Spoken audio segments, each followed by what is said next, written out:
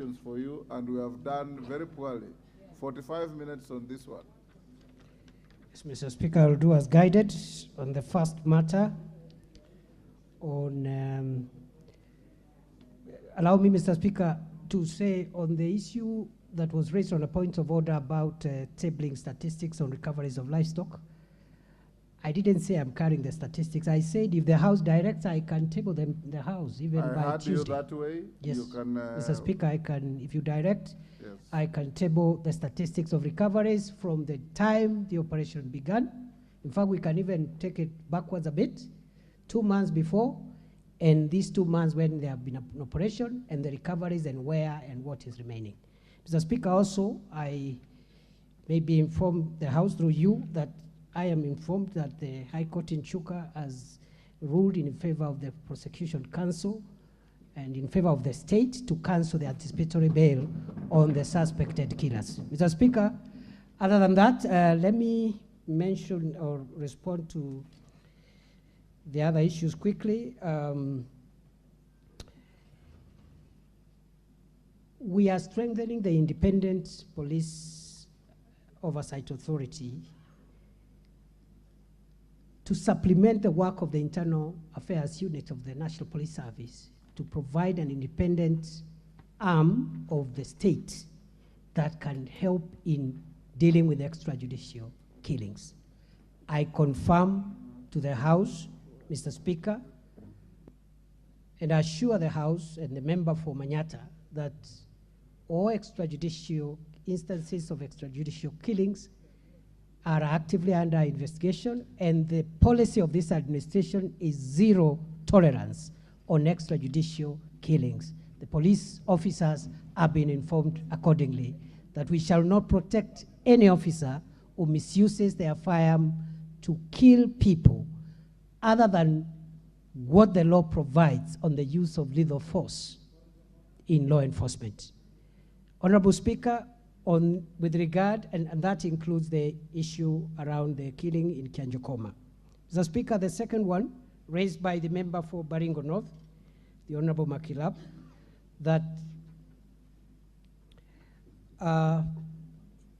yes, it's true there was that incident, and I want to tie that to the other supplementary question raised by the member for Elgeyo Marakwet, the women rep, because they are related. There was an incident at Iten Hospital. The suspect involved, the person involved is a suspected bandit because he had bullet wounds and he could not explain where he was shot, and he just came to look for treatment. And we believe also that the people who came to rescue him were criminals because they came through the fence of the hospital, so they just came perhaps to rescue one of their own who was hurt and could not explain. The reason why that happened, notwithstanding the presence of a few police officers who were on site at that time, was the determination by the commanding officer on site that a shootout inside that facility would have caused fatalities on patients. And that gave a leeway for the rescue to succeed. I want to confirm to the House, through you, Mr. Speaker, that this person has been on police radar even before this attack. We are on him. We have some leads. We believe we shall arrest him as soon as possible. Honorable Speaker, the other issue was raised by the member for Turkana South on the capacity of our police agencies to maintain law and order. Honorable Speaker, I am persuaded that Kenya has enough police officers and enough wherewithal to handle all our challenges, including the challenges we are facing in northern Kenya. However, Mr. Speaker, I want to say that it is the position of this government that there is need to reform our national security organs to make sure that they respond better to our threats. That is why one of the first acts His Excellency the President undertook was to institute a presidential task force on reforming the National Police Service.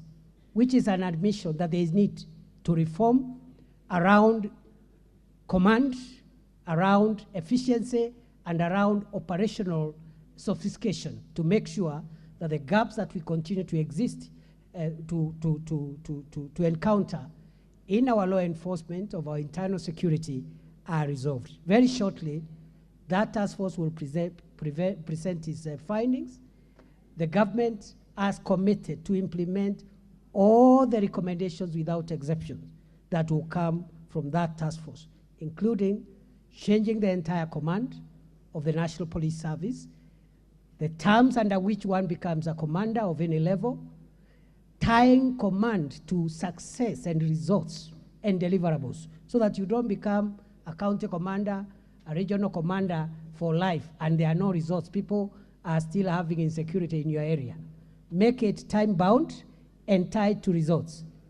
And even that reform, even as we wait for those recommendations, we are continually addressing command issues to ensure efficiency. Even this afternoon, I think the government and the National Police Service will be announcing changes in the top command of the National Police Service, starting with the appointment of the Deputy Inspector General of the Kenya Police Service, whose recruitment process is complete. And we have had a gap there for a long time because the immediate former Deputy Inspector General of Police was indisposed.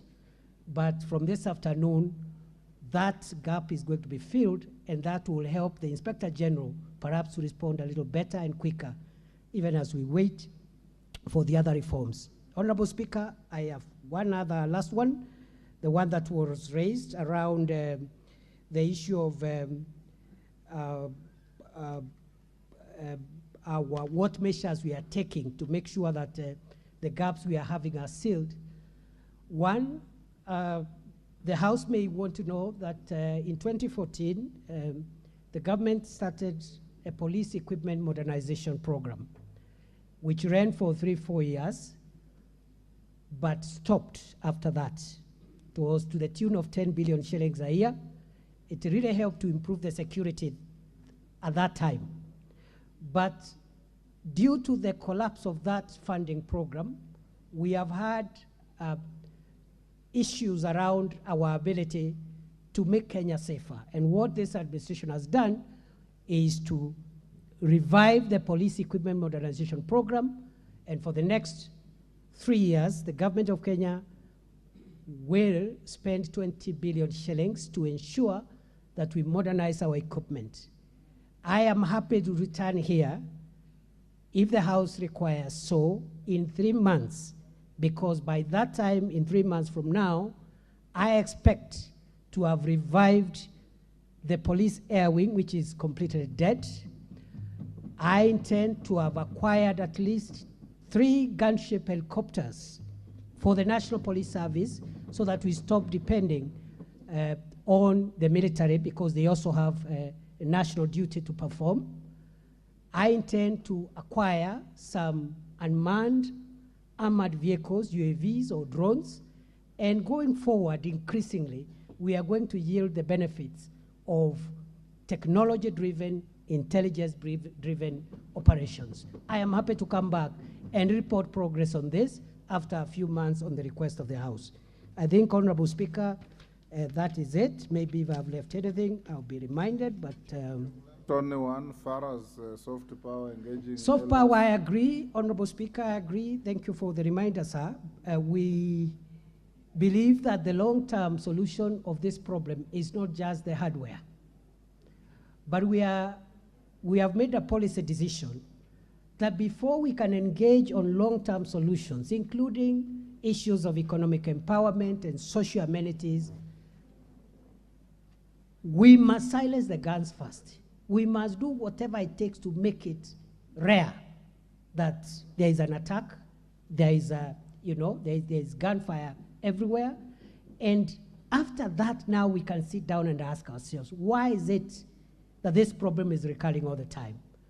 The ministry has developed a master plan in conjunction with other stakeholders, including the military, for infrastructural development of northern Kenya, which will begin from December this year, rebuilding schools, providing amenities, and also engaging communities for peace building, and that will now come with both disarmament, forceful and voluntary.